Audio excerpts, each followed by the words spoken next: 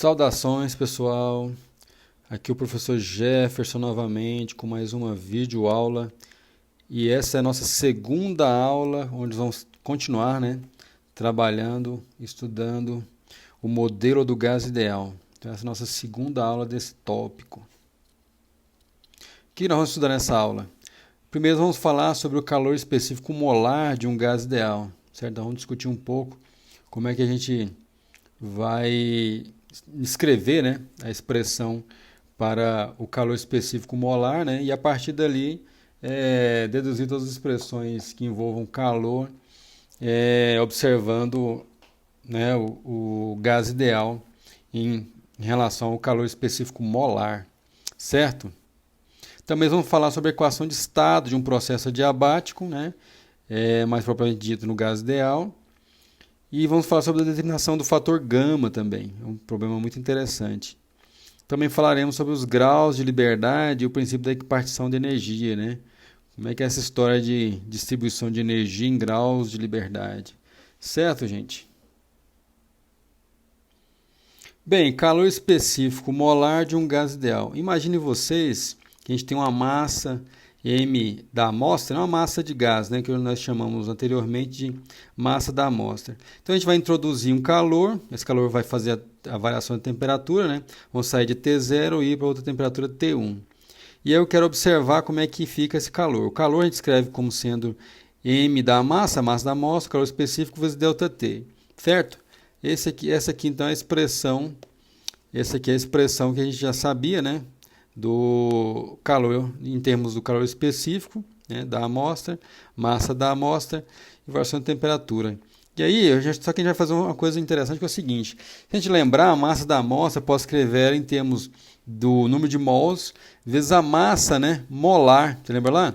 Aqui, ó, massa da amostra, vai ser simplesmente número de mols, número de pacotinhos, vezes a massa de cada pacotinho. Lembra lá? Isso aí que a gente chamou de massa molar. Então eu vou poder reescrever aquela expressão assim, ó, N massa, molar vezes C vezes ΔT. Perfeito? Então aqui vai aparecer para a gente, ó, a massa molar, calor específico ΔT. E aí no caso do gás, a gente vai definir uma quantidade que é esse M vezes C, M vezes C, chamar de Czão. Czão, então, para a gente é Emão vezes C. E esse camarada aí é o que a gente chama de calor específico molar. Então, o Czão Emão vezes Czim é o calor específico molar. Específico molar. Perfeito? Então, esse para a gente é o calor específico molar. E aí a gente pode escrever aquela expressão, então, assim, ó, Q igual a N Czão ΔT. Beleza? Aí a gente só tem que lembrar de algumas coisas. Esse Czão aqui, no caso do gás ideal, ele vai ter algumas particularidades, se por acaso o volume for constante ou se a pressão for constante. Se o volume for constante, daqui a pouco nós vamos explicar direitinho, vamos chamar ele de calor específico a volume constante. Se a pressão for constante, calor específico a pressão constante. Perfeito? Beleza, gente? Olha, outro tópico interessante é como é que fica a primeira lei da termodinâmica para o caso do gás ideal, certo? Nessa perspectiva agora, de todos os termos ali do gás ideal. Lembrem-se lá que a gente tinha um gás, Tinha um gás. Esse gás ideal, se a gente colocar trabalho ou calor, o que vai acontecer? A única energia que a gente vai conseguir fazer mudar, então se eu introduzir uma quantidade de calor no gás ou introduzir trabalho, o que vai mudar nesse gás em termos de energia? Vai mudar apenas a energia cinética, olha lá, energia cinética translacional. Lembra? Porque a única energia que tem no gás é a energia cinética translacional. Então, se a gente fizer um trabalho sobre o gás, ou o gás executar um trabalho, ou colocarmos ou tirarmos calor, essa variação da energia vai se dar na energia cinética translacional. Só essa energia aí que vai mudar no gás. Beleza? Lembra como é que a gente escrevia a energia cinética translacional do gás? 3 meios de nRT. Se tiver uma variação, se for no caso aí da variação, então a variação de K vai ser igual a 3 meios de NR delta T. Perfeito? Então a gente pode escrever então que a variação da energia interna, né, vai ser simplesmente 3 meios de NR delta T. Certo? Porque essa é a única energia do gás, que é a energia interna do gás. Então a variação da energia interna do gás, 3 meios de nRT. Certo? Variação da energia interna do gás.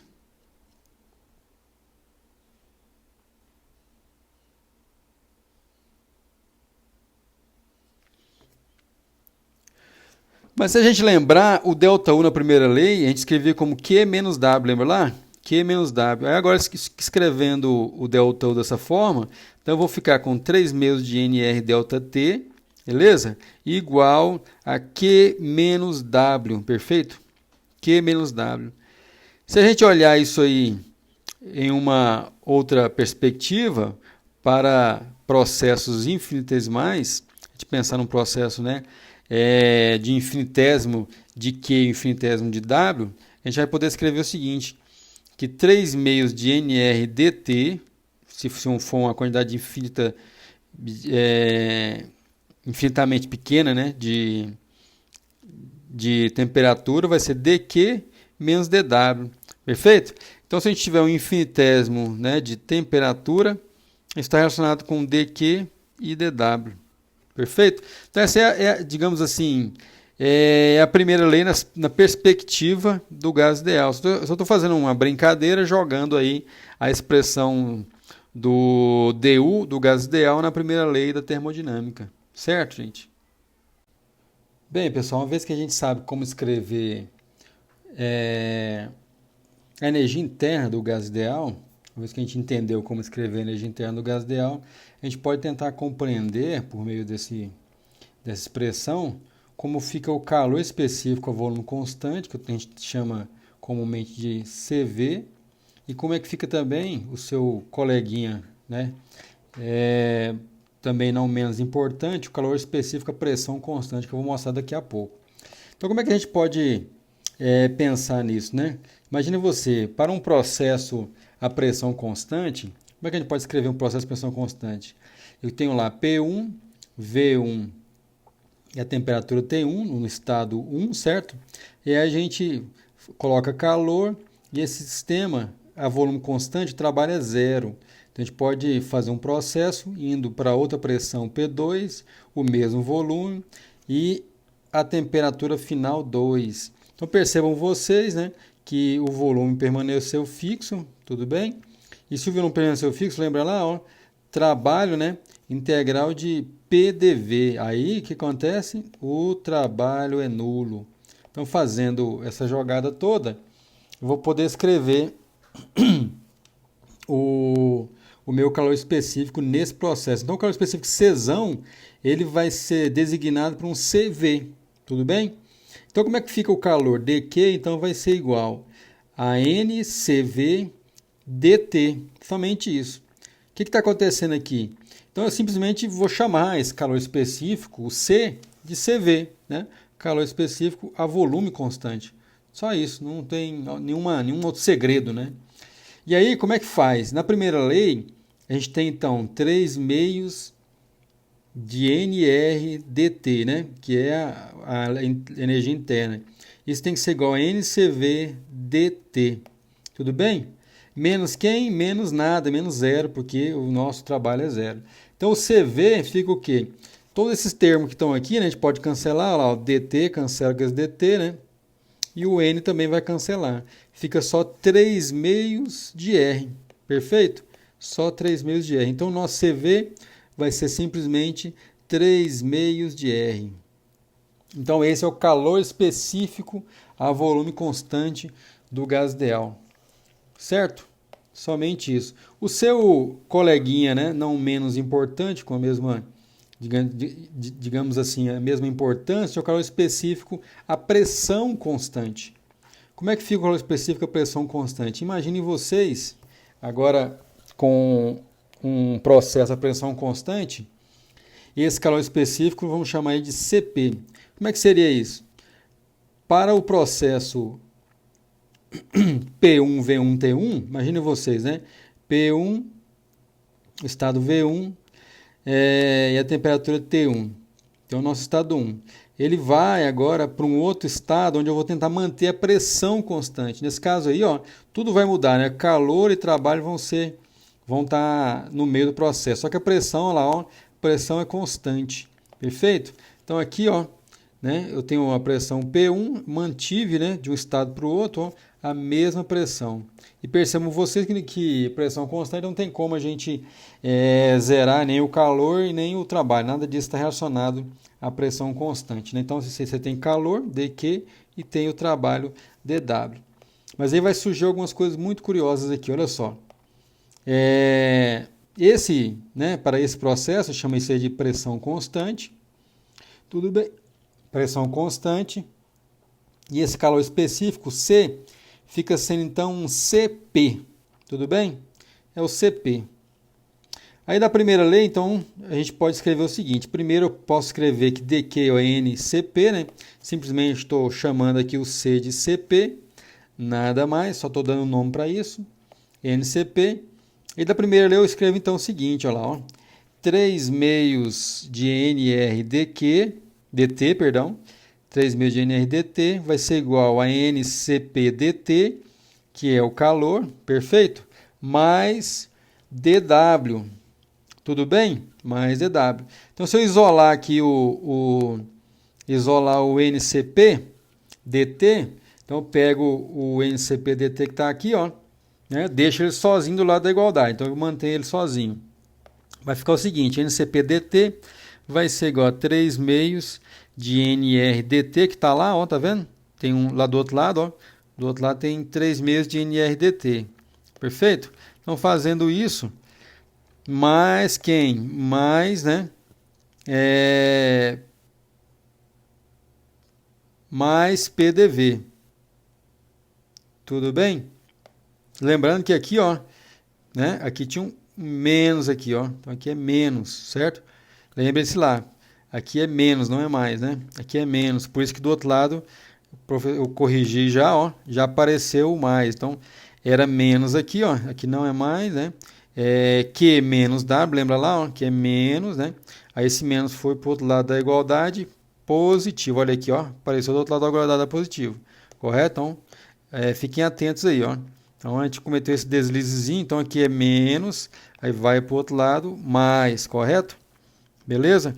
Por isso que aparece o mais aqui, tá certo? Por isso que aparece o mais aqui. Era menos, virou mais. Tá certo?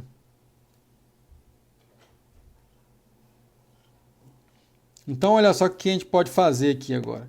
A gente pode fazer o seguinte. A gente pode fazer uma jogada que é o seguinte. Vou tentar eliminar esse PV.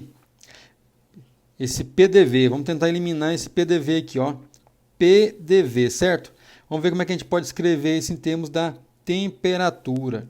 Então, eu escrevi aqui a lei dos gases ideais, PV igual a nRT. Perfeito? Está aí PV igual a nRT. E o que a gente pode fazer? Eu posso pegar esse PV e derivar dos dois lados em relação a T. Então, eu vou derivar esse lado em relação a T e derivar esse lado em relação a T. Certo? Lembrando que o P é constante. Então, do lado esquerdo, P é constante, fica só dV. Então, fica P dV sobre dt, certo? É igual a NR dt, certo? Sobre dt. E aí, esses dt's, ó, cancelam, certo? Esse aqui, ó, esse dt aqui cancela com o outro. Perfeito? Então, eu vou ficar com uma coisa assim, ó, PDV, que é o termo lá que eu quero eliminar, né? PDV igual a NR dt. Beleza? PDV igual a NR dt. Tudo bem? PDV NR dt. E a gente pode colocar essa expressão aonde? Coloca essa expressão aqui, ó, lá naquele termo PDV que está lá. Perfeito? Coloca lá. Fazendo isso, então eu vou ficar com NCP-dt, vou repetir esse termo aqui, ó. Vou repetir esse aqui, certo? Repetindo esse, então vai ficar NCP-dt igual 3 meios de NR-dt, 3 meios de NR-dt, mais quem? Mais o NR-dt, que já está, né, substituindo lá. 3 meios de NR-dt. Então a gente faz a soma aqui, ó. 3 meios de NR-dt com NR-dt, então 3 meios com 1, né, é o mesmo que 3 meios mais 2 sobre 2, que dá 5 meios. Então vai ficar com a coisa assim, ó, NCP dt vai ser igual a 5 meios de NR dt. Beleza? Certo? E a gente faz aquela brincadeira de novo, né? Ignora aqui o dt, certo? Meio que a gente pode cancelar, e o n também. Então, do lado esquerdo eu vou ficar com o cp, certo? Do lado esquerdo eu fico só com o cp. Então, vou ficar lá com o cp do lado esquerdo, igual a 5 meios de r. Certo? 5 meios de r. E esse aí, para mim, ó, é o calor específico, né? Pensando em manter a pressão constante. A pressão constante. Perfeito? Então, esse é o valor do calor específico, a pressão constante. Professor, mas fisicamente, como é que funciona, né, o calor específico, o volume constante e a pressão constante? Percebam vocês que a volume constante, né, o CV, 3 meios de R, né? Veja lá. E o CP a 5 meios de R. Então, o que seria o volume constante? Uma caixa fechada, né? Imagine lá, você coloca algo numa caixa fechada e põe calor e tenta ver a resposta, né, em termos de mudança de temperatura, que é o que quer dizer o calor específico, para uma caixa fechada. E aí a gente percebe que se a caixa estiver fechada, olha só que coisa curiosa, né?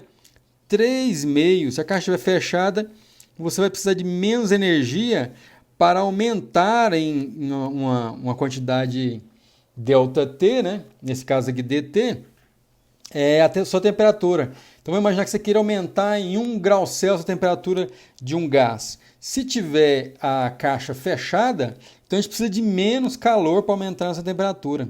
Se a caixa estiver aberta, né? Perdão, se a caixa não estiver aberta, mas se a caixa estiver com pistão móvel, uma tampa móvel, né? Então você coloca calor e a tampa se move, então a gente precisa de mais calor, percebe? Então essa é a diferença entre o CP e o CV. Então se é volume fixo, né? Volume constante, você colocou calor, né? A quantidade de calor que você coloca, o sistema vai utilizar aquilo para quê? Para aumentar a temperatura. No caso do CP, da pressão constante, quando a gente coloca calor, esse calor é utilizado para duas coisas. Vocês repararam? Tanto utilizado para aumentar a temperatura, né? Que é igual a mc dt, beleza? Tanto utilizado para aumentar a temperatura, quanto também para utilizado para realizar o trabalho. Então, olha aqui, ó, nessa equação aqui, ó, que a gente tem isso. Então, a gente aumenta a temperatura e também, ó, e também realiza o trabalho, as duas coisas. Perdão, então olha aqui, ó. Aqui, né? Aqui, lembrem lá, ó. Lembre que aqui é um sinal de menos, certo? Então, essas duas coisas são utilizadas, né? Então, nessa outra equação aqui fica mais claro isso, olha lá, ó. Então, aumentar a temperatura e realizar o trabalho. Aqui fica mais fácil de enxergar. Então, NCP-dt, esse calor que entra, vai, né, aqui para aumentar a temperatura, certo? E para realizar trabalho. Então, o gás ele tem que fazer duas coisas quando você coloca calor, pensando no processo a pressão constante, né? Porque a tampa da caixa é móvel, ela vai se movimentar, e aí a gente tem que considerar esse gasto energético também. Então, realiza trabalho, certo? PDV, e também aumenta a temperatura. Por isso que o CP, né, ele é maior do que o CV. Perfeito, gente?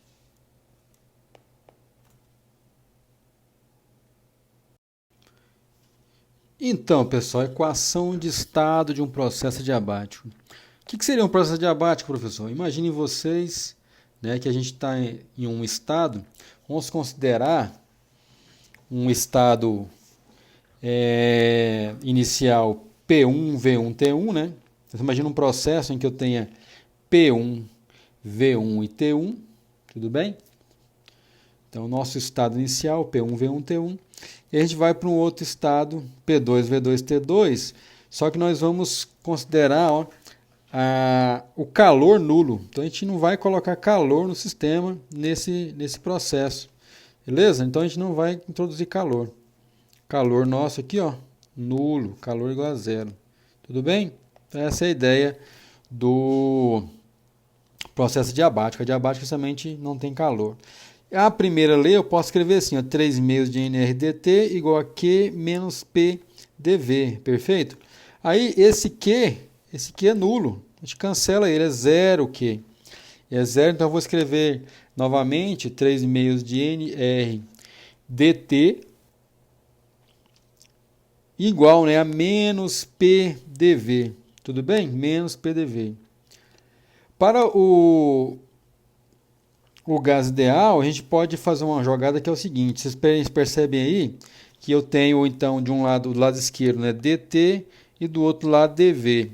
Mas para uma equação de estado, né, eu tenho que resolver uma equação diferencial tentando, né, colocar tudo em termos de variáveis que eu consiga integrar para não ficar misturado. Por exemplo, aqui do lado direito, ó, a gente vê aí que tem P vezes V, não tem como integrar isso, né? Aí tem uma estratégia interessante que eu vou mostrar para vocês agora, como, né, separar variáveis nesse processo diabático de tal maneira que eu consiga integrar e encontrar a equação do processo diabático. Então, lembrando lá que no estado, na equação de gás ideal, né, PV igual a NRT, aí percebam bem que nessa equação, PV igual a NRT, todas as variáveis mudam. Ah, professor, mas é um processo diabático, temperatura, eu já vi muito isso, né? Alguns alunos às vezes têm essa dúvida. Professor, mas o processo é adiabático, não tem calor, então a temperatura não vai mudar? Essa é uma dúvida extremamente recorrente. Bem, vamos voltar de novo àquele experimento da gente tentando encher o pneu da bicicleta. Encher o pneu da bicicleta é semelhante a isso. Você pega uma bomba de encher pneu de bicicleta, tenta, por exemplo, tampar, né? Tampa o bico de saída de ar. Quando você empurra o êmbolo, né, tentando comprimir o ar, se você empurra e coloca a mão sobre a bomba, você vai perceber que a bomba ficou quente, ou seja, se aqueceu, não é porque você colocou calor, ninguém colocou calor lá, né? Então o calor é zero. Só que esquentou por quê? Porque você comprimiu o gás. Então quando a gente comprime o gás esquenta. Quando a gente expande um gás, do mesmo jeito, o gás vai esfriar. Certo? Então essa é a diferença sutil aí entre calor e temperatura. Claro, você pode aquecer um sistema colocando o quê? Colocando calor, mas não é o caso. A gente aqueceu o gás comprimindo o gás, né? Comprimindo rapidamente o gás. Então, todas as variáveis nessa equação aqui estão mudando. O P está mudando, o volume está mudando, a temperatura está mudando. Certo? Então, tudo diferente. Ó. P1, V1, T1 vai mudar P2, V2, T2. E a gente vai derivar, porque eu quero chegar na equação diferencial, então a gente vai derivar dos dois lados em relação a t, por exemplo. Né? Tudo mudando, então eu vou derivar o lado esquerdo em relação a t e vou derivar o lado direito também em relação a t. Tudo bem? Então, olha lá. Derivei o lado esquerdo em relação a t, derivei o lado direito em relação a t. Para que isso, professor? Para a gente conseguir chegar na equação diferencial, que dá para separar variáveis. Olha lá. Derivando, então, ó, regra do produto, né? Derivada do primeiro dp dt sobre vezes v, mais dv dt vezes o p. Então, é o lado esquerdo, regra do produto. Do lado direito, não tem problema nenhum, né? nr dt. Beleza? E aí, esses dt's, então, eles não têm necessidade aqui, né? A gente já chegou na nossa equação diferencial. Vou poder escrever o seguinte, então, olha lá, ó. PdV, só organizando os termos aqui para ficar mais bonitinho. Então, eu peguei e escrevi o P primeiro. PdV mais VdP igual a NR dt. Certo? Lembrando que esse CV é 3/2 de R. Fazendo essa jogada CV igual a 3 meios de R, eu vou poder escrever o seguinte, lá, olhando lá para a equação, né, da primeira lei, olhando para cá, o que eu vou poder escrever? N, né, que esse N ficou, 3 meios de R vezes aqui o R, né, 3 meios vezes o R, vai dar o nosso CV, beleza? Então fica lá, NCV aqui, ó, NCV, perfeito? Igual, né, CVDT igual a menos PDV, beleza? Certinho? Aí mais agora aqui, ó, o nosso NRDT, lembra lá, ó, NRDT é tudo isso aqui, ó, NRDT é essa quantidade aqui. Então, onde tem N vezes DT, a gente, ou então só o DT, né? A gente pega esse NR, por exemplo, aqui, ó, vou pegar o NR, fica mais fácil, passar dividindo. Para ficar quem? Para ficar o DT aqui isolado, para jogar onde? Joga lá, ó, joga nessa equação aqui. Então, eu vou substituir, ó, pego esse DT e coloco lá. Perfeito? Vou fazer essa jogada, para a gente chegar numa equação diferencial razoável. Então, vou ficar assim, ó, PDV mais VDP dividido por NR, o NR passa dividindo, certo? Isso é igual a quem? Menos PDV, que já estava lá, certo? Mas com esse R é igual a CP menos CV, tá vendo que tem um R dividindo aqui? Tem esse R aqui, ó, esse R eu vou substituir por isso aqui, ó. R, lembra lá, ó, R é CP menos CV. Nossa, professor, tanta coisa para lembrar, mas tem que lembrar disso também. R é o CP menos CV. Fazendo isso, né, os N's ali cancelam. Então, vou ficar assim, ó, CV que multiplica PDV mais VDP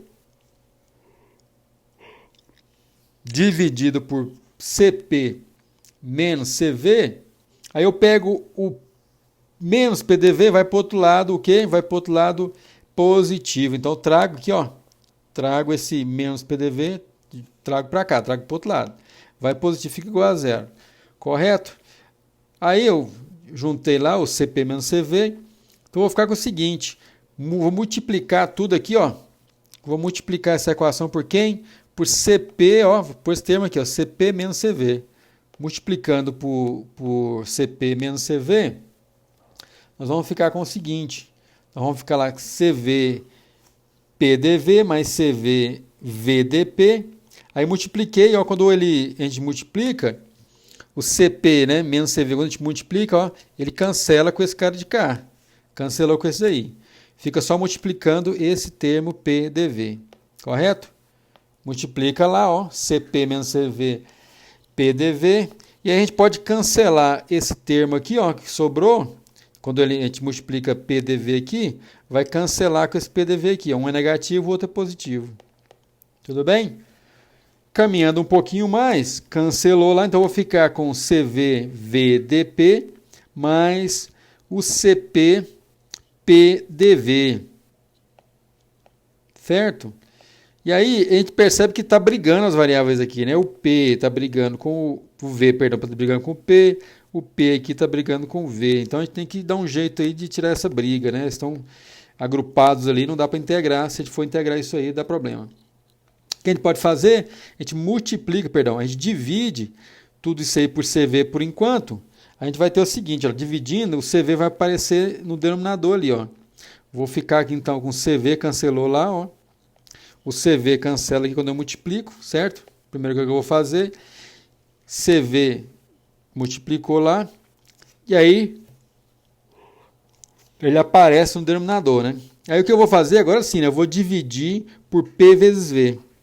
Dividindo por P vezes V, então vai ficar o seguinte, quando o P vezes V passa dividindo, quando o PV passa dividindo aqui, o V cancela com o que aparece aqui embaixo. Fica só o P embaixo. Lembra lá, eu dividi por P vezes V. Então aparece dP sobre P, mais CP sobre CV, que eu dividi o CV, né? dV sobre V. Beleza? Caminhando um pouco mais, o que eu vou fazer? Nós vamos integrar esse termo aqui, ó. A gente integra de cá, ó, e integra, né? Integra de cá. É isso que eu estou fazendo agora.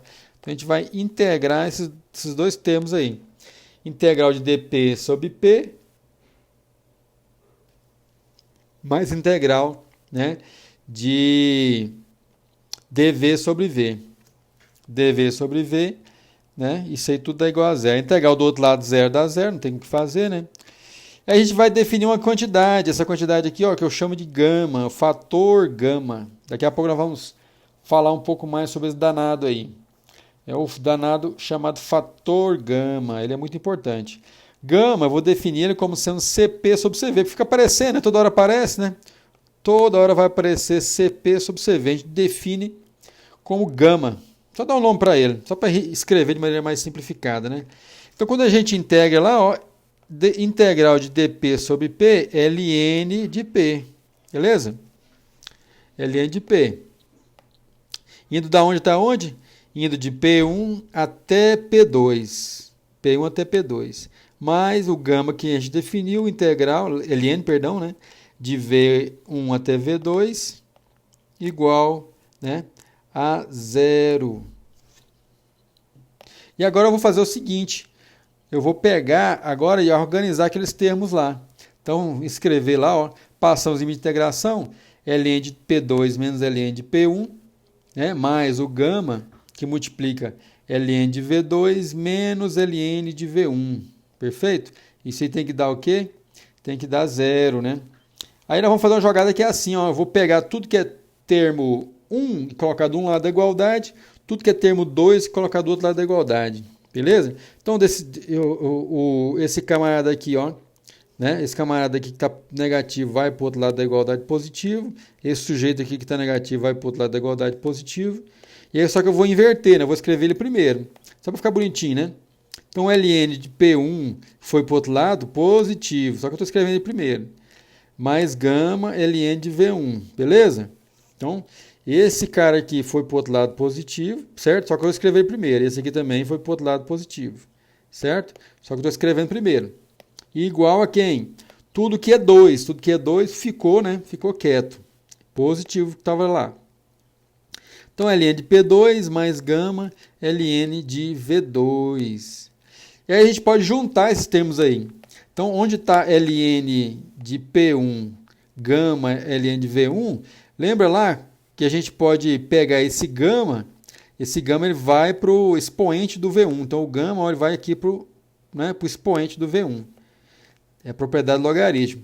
E aí eu já vou colocar, já usando a regra do produto, junto os dois, ó, junto né, o P1 e junto o V1 num produto só, usando a regra do produto dos logaritmos. Então, vou ficar assim, ó, ln de P1, V1 elevado a gama, certo? O gama foi para a cabeça do V1, igual a ln de P2, V2 elevado a gama. Beleza? Então, a única coisa que eu fiz foi pegar aí, ó, né, agrupei os termos e usando, né, aquela propriedade do expoente do logaritmo, ele sobe aqui para, né, o expoente do V. Fiz isso dos dois lados. Então, ele vai ficar assim, ó. Como essa igualdade aqui, ó, os dois logaritmos, né, eu posso simplesmente igualar os argumentos, certo? Se ln de A é igual a ln de B, então quer dizer que o A é igual a B. Só isso que eu estou usando. Então, P1, V1 elevado a gama igual a P2, V2 elevado a gama. E a gente chega finalmente na nossa famosa, né, equação do processo adiabático. Então, P1, V1, só assim escrevendo de maneira mais bonitinha, P1, V1 elevado a gama igual a P2, V2 elevado a gama. Certo?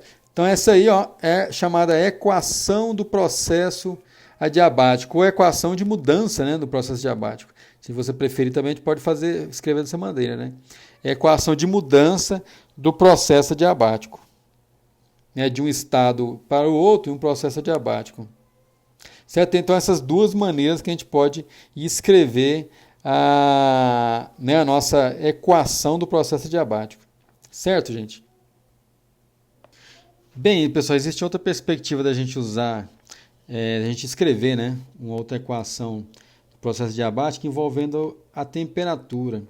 Se a gente usando o PV igual a nRT, ou seja, a equação, né, dos gases ideais igual a nRT, a gente vai ter a perspectiva de, né, substituir ali, ó, no lugar da pressão, substituir a temperatura e encontrar outra relação que é assim, ó, T1V1 elevado a gama menos 1 igual a T2V2 elevado a gama menos 1, certo? E essa aí também é uma equação do processo diabático, só que agora nas variáveis T e V. Essa é uma questão que ficou como, eu deixei como exercício, né? Está na lista. Então, mas a ideia basicamente é essa, né? Você pegar aqui a pressão, substituir a pressão, né? Tanto no estado 1 quanto no estado 2, substituir a pressão aqui, né? Aqui, e dá para encontrar, né? Essa relação aqui, ó, de equação de estado do processo diabático, beleza? Bem, pessoal, determinação do fator gama. É interessante notar que a gente, né, definiu o fator gama e vários outros exercícios a gente vai, né, vai colocar o valor dele para calcular, quer seja, né, a pressão posterior, né, sempre vai ser utilizado para determinados exercícios, né? Dado um estado inicial, né, determina a pressão ou determina o volume no processo adiabático, e vira e mexe a gente precisa do fator gama, né, um valor já tabelado. Para o gás ideal esse já tem vários valores tabelados, e depende do gás também, né? Dependendo do gás tem uma pequena variação no seu valor. E aqui a gente vai tentar entender como é que se calcula, né, experimentalmente o fator gama. O fator gama tem vários procedimentos experimentais, e aqui eu vou descrever um dos possíveis experimentos que a gente pode utilizar para medir o fator gama. O que a gente tem aqui? Então a gente tem aqui um gás, um recipiente com gás, certo? Tem um gás aqui dentro, né? Tem um gás contido dentro desse recipiente. E aí o que a gente vai fazer? A gente vai tentar manter esse gás comprimido ali através de uma bolinha que eu coloco, uma esfera de ferro, né? Uma esfera maciça aqui, que a gente coloca nesse tubo, né, que conecta o gás à atmosfera. O experimento é basicamente a gente soltar essa bolinha, a gente solta ela de uma altura H, né, posiciona a bolinha aqui, certo? E solta a bolinha e ela vai descer. Aí nesse experimento, essa bolinha de massa M, ela desce a partir dessa altura Y aqui, ó, em relação ao ponto de equilíbrio, ela desce, certo? Ela desce aqui, vai descendo, chega até um ponto de mínimo, depois volta. Então ela desce, depois sobe novamente. Então ela desce, sobe, e fica descendo e subindo, né, no movimento periódico. Então desce, sobe, desce e sobe, desce, sobe e se vai, certo? E ela vai fazendo esse processo de descer e subir, né, até, né, que nesse movimento oscilatório amortecido até estacionar ali na posição de equilíbrio Y. Então esse é o experimento, certo? Um tubo de área A, beleza? Uma massa aqui, ó, M da esfera, a posição, né, Y, a qual a gente solta a bolinha, e ela vai fazer esse movimento periódico, comprimindo e descomprimindo o gás que está aqui, né? O gás que está dentro desse recipiente aqui. E aí a gente tem algumas coisas interessantes para escrever. Por exemplo, se eu posso escrever como é que é a pressão, né? A pressão do gás. A pressão do gás é simplesmente a força sobre essa área, a força que a bolinha exerce sobre a área, que dá basicamente a massa da bolinha vezes G dividido pela área, né? Então a gente chama essa equação de equação 1.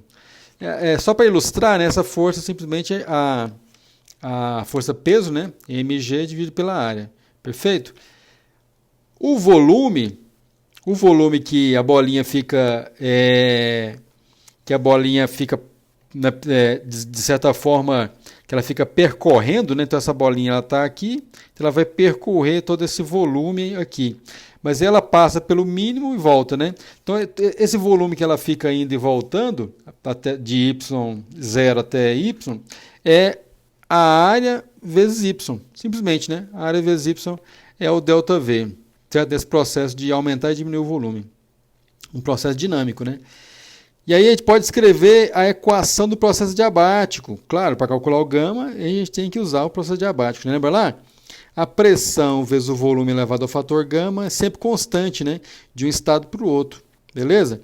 Então aqui eu estou pegando um valor qualquer, um valor de pressão qualquer ponto que você pegar de pressão e volume vai estar relacionado, né? Vai estar relacionado por essa equação e isso é sempre uma constante, beleza? Certo? Então vai ser sempre uma constante. Caminhando um pouquinho com as nossas contas, a gente pode chamar isso aí de equação 3. E aí eu posso derivar essa equação 3 em relação, né, por exemplo, em relação ao volume. Pode derivar em relação ao volume, porque o volume muda, a pressão também. Então eu posso derivar ali em relação ao volume. Derivada em relação ao volume, eu vou ter o seguinte.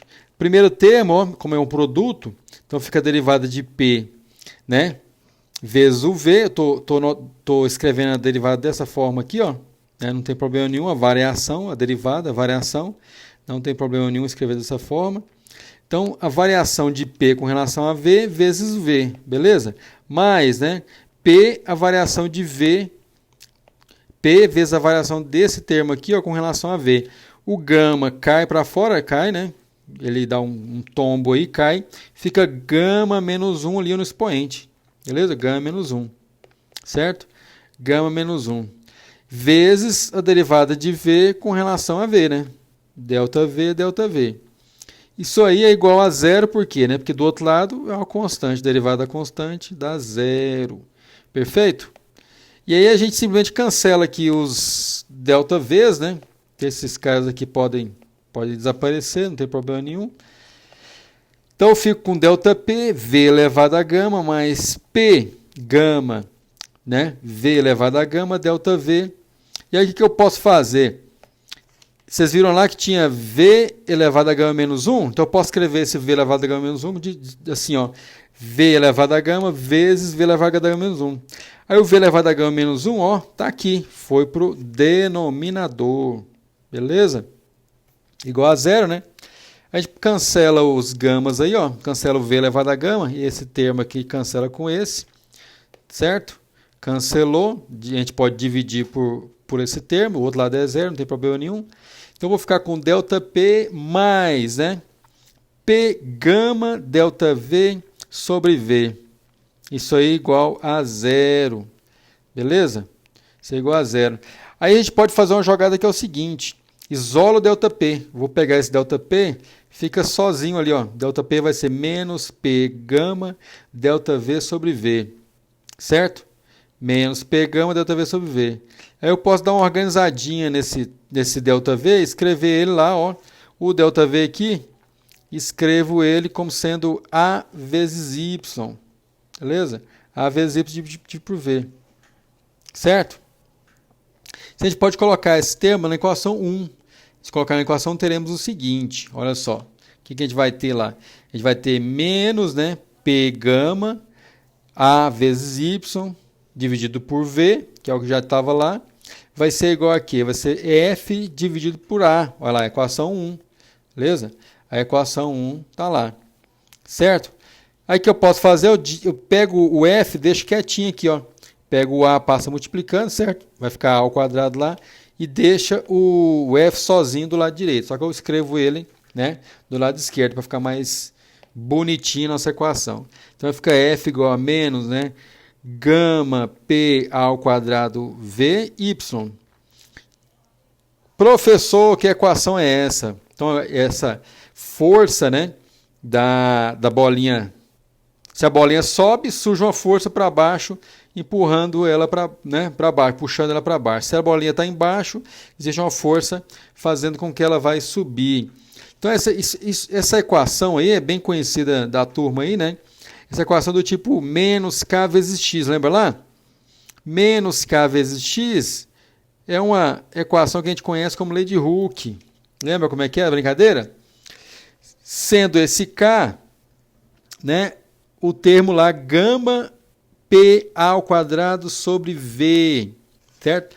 Então esse aqui, ó, pra gente é a nossa, digamos, de certa forma, a nossa constante, né, da mola, lembra? Então nesse tipo de equação aqui, a gente costuma escrever, né, o ômega, que é a frequência normal de oscilação, e a gente pode trabalhar isso aí. O ômega relacionado com o K é o quê? O ômega, que é 2π sobre T, ó, 2π sobre T é o ômega, certo? Esse ômega é raiz de K sobre M, raiz de K sobre M. M quem é? A massa da bolinha, beleza? Então eu posso ficar assim, ó, 2π sobre T e substituir o K. O K é gama P ao quadrado sobre V, gama P A ao quadrado, né? Tudo isso dividido por V, vezes o M que já estava lá. Certo? Aí a gente tenta isolar o gama. Então o que eu vou fazer? Eu levo os dois lados aqui ao quadrado, ó, elevo ao quadrado, elevo esse termo aqui também ao quadrado. E aí o que vai acontecer? A raiz cancela, né? Cancelamos a raiz, a gente pode calcular quem que é o gama. Gama então vai ser 4π ao quadrado, elevei ao quadrado do lado esquerdo, mv que já estava lá, né? O mv passa multiplicando, dividido por p a ao quadrado, t ao quadrado, certo? Então percebam bem aí, ó, a massa M, né? A massa da bolinha, eu coloco essa bolinha numa balança, né, de precisão, meço a massa, certo? Meço a massa da bolinha, o volume é Y vezes a área, tranquilo de calcular, certo? A pressão é a pressão do gás, certo? A pressão do gás é tranquilo. Dá para a gente calcular isso aí no experimento de maneira bem simples, né? Coloca uma coluna de mercúrio conectada ali no gás, ó, meça essa pressão, certo? Essa área é a área da seção lá do tubo, né? E o T, quem é o T? O T é o período de oscilação. Quando a gente solta a bolinha, ele fica oscilando. Eu meço ali, ó, o período de oscilação desse movimento e encontro, né, esse tempo, calculo ele e consigo então experimentalmente determinar, ó, o gama. Beleza, gente? Bem, pessoal, graus de liberdade e o princípio da equipartição de energia. Então, como é que funciona a equipartição, né, a distribuição de energia num gás? Vamos lembrar do nosso modelo do gás ideal monoatômico. Como é que era o nosso modelo lá? Então a gente tem várias bolinhas, né? Bolinhas que transladam. Então as bolinhas ficam lá no gás, se movimentando com velocidade v, transladando, beleza? E aí a gente pode fazer, né, uma brincadeira aqui que é calcular o calor específico no gás monoatômico a volume constante. O CV, volume constante, 3 meios, né, de R, lembra lá? 3 meios de R era o nosso CV. 3 meios, então, do R é 8,1 joules por mol vezes Kelvin, beleza? Mol vezes Kelvin. A gente faz essa continha aí, ó, dá 12,47 joule por mol vezes Kelvin. Então, esse é o valor que a gente encontra, simplesmente fazendo uma conta, né? Em todo o processo que nós desenvolvemos aí, a gente pode simplesmente fazer essa conta do calor específico a volume constante. Por que volume constante? Porque é um procedimento experimental mais simples, né? A gente mete uma caixa, coloca calor na caixa e vê qual é a resposta em termos de variação de temperatura em 1 Kelvin. Então a gente vê aí que o que está escrito aqui, né? A gente tem que ler a equação, né? Tudo que está escrito nós podemos ler. Então se a gente considerar 1 mol de um gás, variando em 1 Kelvin, olha lá, ó, 1 mol e 1 Kelvin, nós precisaremos de 12,47 joules. Então, para variar, né, a quantidade de 1 mol de um gás monoatômico em uma temperatura de 1 Kelvin, eu preciso dar para esse gás quanto de energia? 12,47 joules. Aí eu quero mostrar para vocês uma coisa curiosa, que é o seguinte, olha só. Que a gente tem uma tabela, né, de resultados experimentais, do nosso gás, beleza? O nosso gás aqui, ó.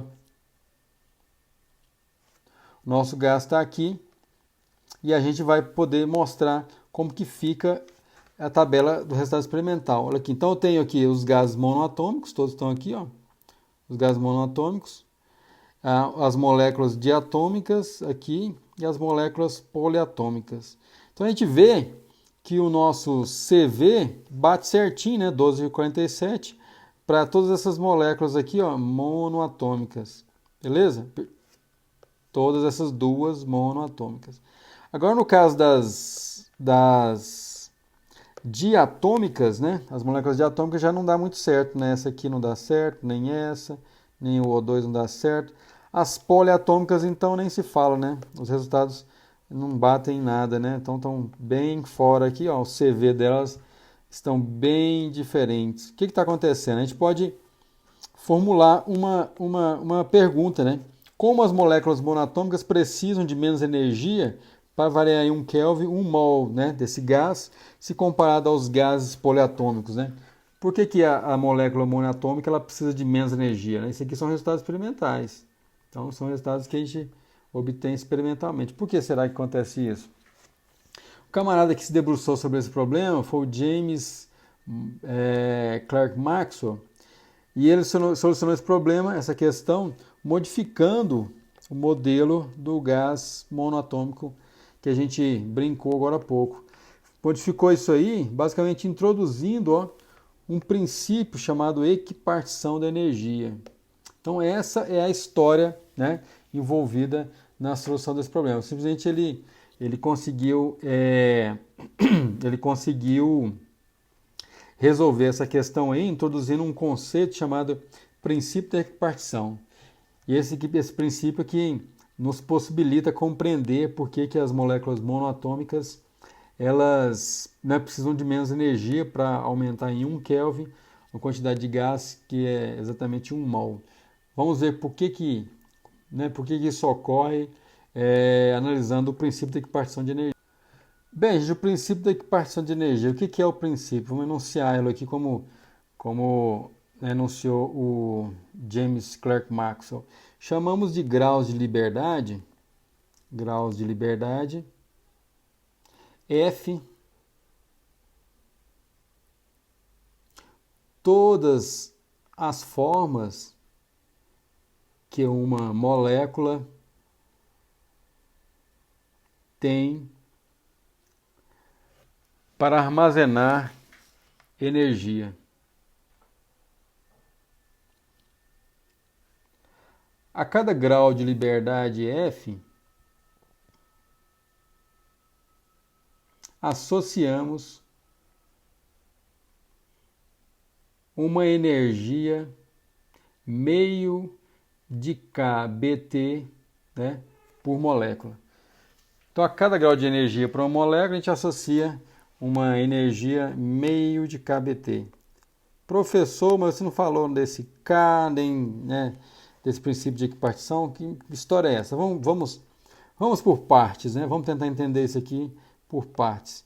Olha só, lembra lá, no caso do gás ideal monoatômico, né? No caso do monoatômico, como é que a gente escrevia a energia do sistema, né? A energia era 3 meios de nRT.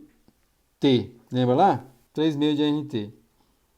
A gente pode fazer uma brincadeira que é o seguinte: o número de moléculas eu posso escrever como N vezes Na. Você lembra? O número de moléculas, né? É o número de mols que eu tenho lá, o número de pacotinhos, vezes o número de moléculas em cada pacote. Né? Isso é muito simples, nós já fizemos essa jogada, né? E aí eu posso fazer uma coisa que é o seguinte: eu posso isolar o N. O N então fica sendo Na, desculpa, por Na. Aí eu posso voltar lá na energia interna do gás e escrever, né? U igual a 3 meios, né, de N sobre Na vezes o R, né, que é a constante dos gases. Então, simplesmente substituir o N por N, né, dividido por Na. Fiz nada de muito mirabolante, né? E aí, a gente pode pegar o N e passar dividindo. U sobre N igual, né, a 3 meios de R sobre Na. Aqui que surge aquele K. Isso aqui é o K, é o KB, né? Esse aqui para a gente é o KB, R sobre Na, a constante dos gases dividido pelo número de Avogadro. Beleza? Esse KB, se a gente fizer a continha, é 8,31, certo? Joules, né? Por mol vezes Kelvin. Beleza? Dividido por Na, que é quanto? 6,02, 10 elevado a 23, né? Número por mol. Então, o mol cancela. Então, eu fico simplesmente com um valor que é 1,38, 10 a menos 23 joules por Kelvin. O que é isso? Isso aqui é muito simples. Vamos caminhar com as continhas. Então, escrevendo de novo, U sobre Enão. Esse U sobre Enão, o que é? Simplesmente a energia por molécula, ou seja, energia de cada molécula. Quanto cada molécula tem de energia. Então, a energia por molécula vai ser, né, 3 meios de kBt. Essa é a energia por molécula. Mas não muito satisfeito com isso ainda, nós podemos avançar um pouquinho mais. Posso escrever 3 meios de kBt, que é a energia por molécula, da seguinte forma. Então, U sobre Enão, que é a energia por molécula, eu posso escrever assim, ó, 3 meios eu posso quebrar em 3 partes, né? Então, é meio de kBt mais meio de kBt mais meio de kBt. Certo? Então, esse aqui, do lado esquerdo, é a energia por molécula, né? Energia de cada molécula. E aí, do lado direito, eu vou identificar cada termo desse. Por exemplo, o primeiro termo seria um termo de uma contribuição do deslocamento das partículas em x, certo? Então, aqui seria a energia de translação das partículas no eixo x, beleza? A componente x. Essa aqui seria a componente y, certo? E essa a componente z, de translação z. Beleza? Então, aí a gente já percebe que por molécula, a gente tem meio de kBt distribuído nos 3 eixos, né? No eixo x, no eixo y e no eixo z. Beleza? E aí, olhando para o princípio da equipartição da energia, a gente tem, então, 1, 2, 3 graus de liberdade. Certo? Então, a gente tem 3 graus de liberdade para essa molécula monoatômica. Então, F igual a 3 graus de liberdade. Beleza? Para a molécula monoatômica. São graus de liberdade apenas translacionais. Então, esse U sobre N, eu posso escrever da seguinte forma. Vai ser o F, né, vezes meio de kBt. Nesse caso, o F a gente já sabe, né, é 3. Mas, de forma geral, eu posso escrever isso aí, ó. É F, para um caso geral, ó. U sobre N, energia por molécula, é F que multiplica meio de kBt. E o nosso CV, como é que eu posso escrever o CV? CV eu escrevo assim, ó, CV vai ser o grau de liberdade vezes meio de R, lembra lá? Se fosse o 3, né, dava lá 3 meios de R, como era de se esperar para o gás monoatômico.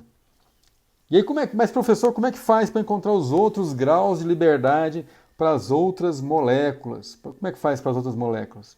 Isso que a gente vai observar agora. De forma geral, gente, então vamos imaginar uma situação em que eu tenha vários tipos de distribuição de energia, né? Então, olha só, em vez de pensar apenas numa molécula, né, monoatômica, vamos pensar num caso geral.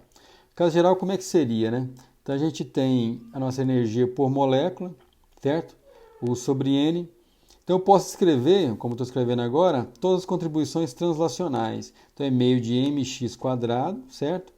Se a molécula estiver movimentando em x, mais meio de my², ela movimentando também em y, toda a parte de translação, meio de mz².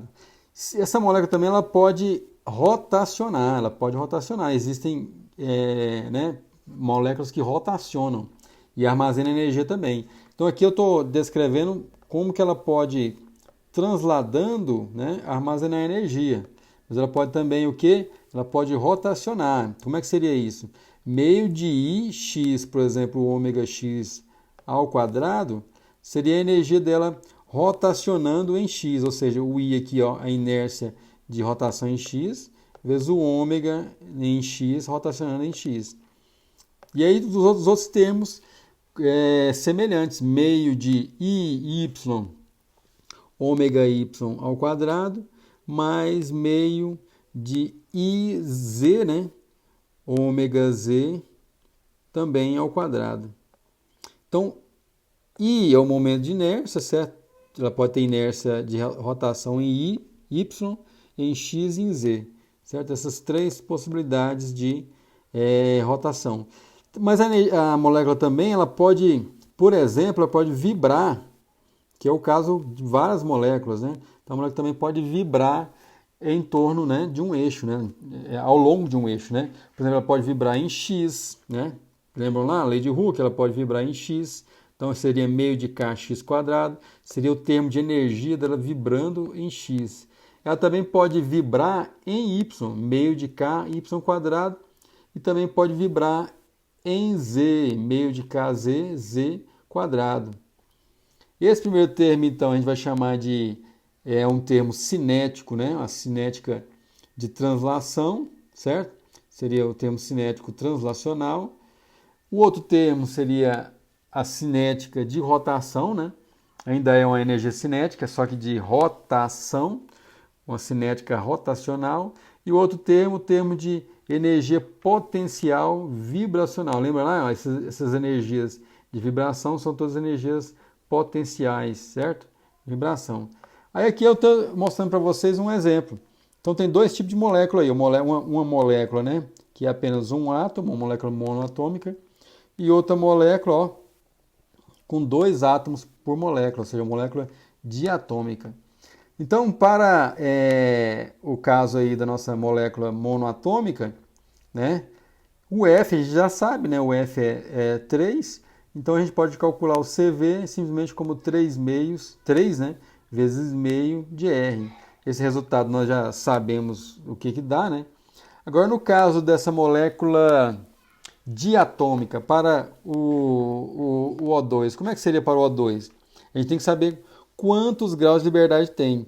Ela sempre vai ter 3 graus de liberdade translacionais, né? Ela pode transladar em X, em Y e em Z, beleza? Mas ela vai poder também rotacionar em outros graus. Por exemplo, ela pode rotacionar, como eu estou mostrando aqui, ó. Ela pode rotacionar aqui, né, nesse eixo, e pode rotacionar aqui nesse eixo também, certo? Ela pode rotacionar nesses dois eixos. Então são 3 graus de liberdade devido à translação, certo? Então, devido à translação são 3 graus de liberdade, certo? Mais 2 graus de liberdade devido à rotação da molécula. Ela pode rotacionar também em 2 eixos, beleza? Então a gente fica com 5 graus de liberdade ao todo. Então, voltando à ideia aí, então ela pode rotacionar nesse eixo e pode rotacionar nesse eixo aqui. Professor, mas ela não pode rotacionar nesse outro eixo aqui, né? Esse eixo, se a gente chamar esse eixo aqui de Z e esse eixo de X, ela não poderia rotacionar em Y, por exemplo? Não, sabe por quê? Porque ela não tem inércia de rotação, né? Nesse eixo aqui, ó. Ela não vai conseguir ter resistência para rotacionar nesse eixo. Percebam que as moléculas têm uma distância e rotacionam nesse eixo, nesse plano aqui perpendicular. Então existe uma inércia aqui, porque elas têm um afastamento dessas bolinhas. E existe também uma inércia aqui, né? Devido a ela ter essa distância aqui de separação das bolinhas, né? Então existe uma inércia desse movimento rotacional aí, de rotação nesse eixo.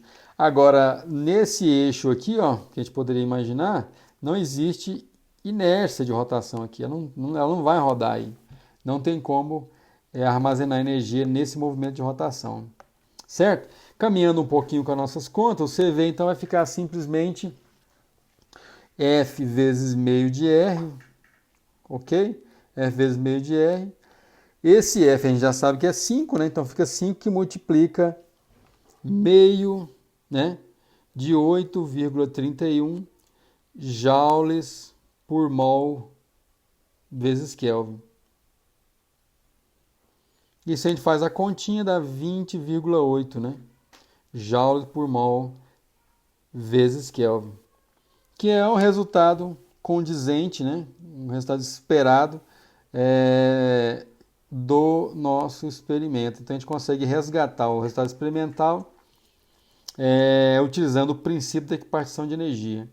Então, frisando nossas ideias aí, o que a gente observou é que o nosso né, o nosso gás ele pode armazenar energia de diversas formas. Se for monoatômico, ele vai armazenar energia apenas em forma translacional, mas se for um gás diatômico, né, poliatômico, vai ter vários outros graus de liberdade para armazenar energia. Então é isso aí, gente. Até mais.